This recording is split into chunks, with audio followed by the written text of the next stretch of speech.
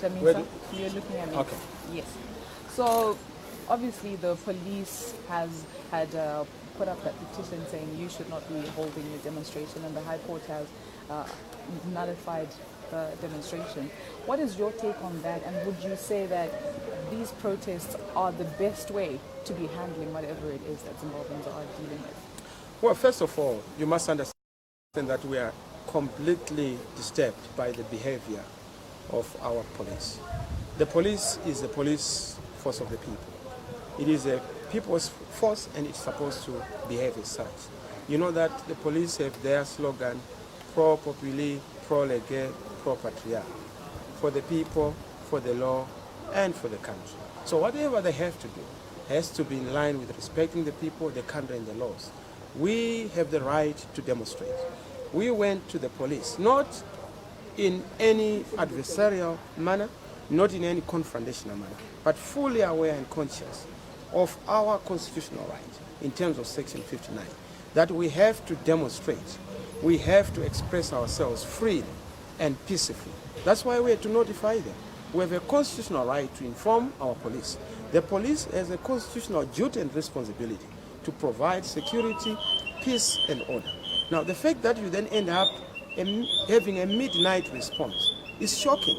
We did not go Nicodemus when we invited them to be part of the demonstrations by way of providing security. But they invited us through Nicodemus means at night to give us a Nicodemus order, a prohibitive order, which we then challenged in court because we believe in the rule of law. And it doesn't mean that we are so weak or so cowardly that we have to go that route. We know our obligation as citizens to be peaceful, and that's why we go to our police, and we expect better from our police, which we have not received. However, most of the demonstrations that have been happening tend to then become violent, and you haven't been in the forefront as the leadership to have or hold the protest that you want. For example, you're not there with the people. You're not ensuring that their security. We are always there with the people. Just today we're there with the people. In fact, we had to exercise restraint. If we had just walked into that park, there was going to be a bloodbath. Because once people see us, they get energized. We are the electricity of the masses. So we didn't want to electrify them because we knew that it was going to be a catastrophe. And we should be thanked for maintaining peace and order.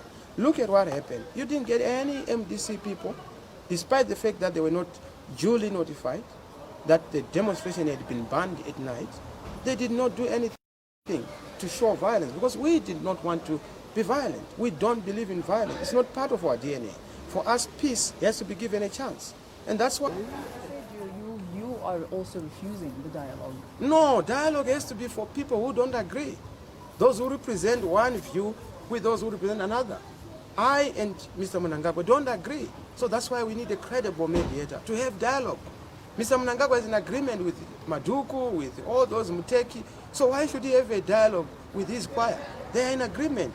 Let us dialogue with them from one side, and myself and the people of Zimbabwe from the other side. So what has been the impediment to the dialogue between you and President Emerson? He doesn't want genuine dialogue. He wants mascara on a frog, putting lipstick on a pig to try and beautify it. PR, public relations, no. We want substantive dialogue, genuine dialogue that will understand the issues at hand, address legitimate issues, address the comprehensive reform issues, electoral reforms, address the issue of governance reforms, political reforms, legislative reforms, constitutional reforms, media reforms. It doesn't please us that you are only there as ZBC. We must have multiple voices electronically that are broadcasting. That all comes under the rubric of dialogue. National healing, nation building, national envisioning.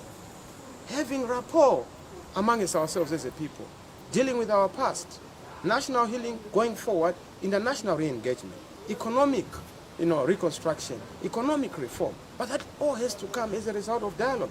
National consensus, genuine dialogue with an inclusive framework, but also a credible mediator. Not somebody who is going to be thrown around with underwriting and scaffolding by the international community so that there is buy-in by everyone with specific benchmarks and deliverables, time-framed with a sunset provision, so that all of us know that it has to terminate at this particular point.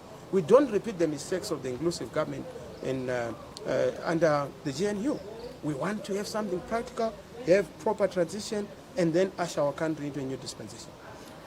We're talking about unity here. You're talking about dialogue. You're talking about how we can work through our differences, and inciting people to go out and hold these protests.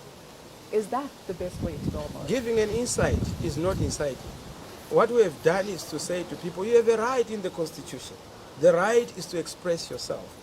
It's not a mistake. It's not an accident. It's not a hazard to have democratic vent pipes. That's the normal course of things. That's why an engine does have an exhaust pipe, so that when there's combustion, there's an outlet. That Section 59 is to enforce the right of the people to determine the course of events. If they're not happy, they must express themselves. That's why the ultimate authority in this country resides with the people. It doesn't reside with politicians, with the state organs. No. The police are servants of the people. And the people have outsourced their power to the police, to the various state organs, including ZEC. So when they say we want those powers back in order for us to correct a malady in the course of events, it should not be seen as inciting. It should not be seen as a case. It's a blessing that we have such an avenue where people can express themselves peacefully. Why should we be so scared of peace? Why should we be so afraid of peace?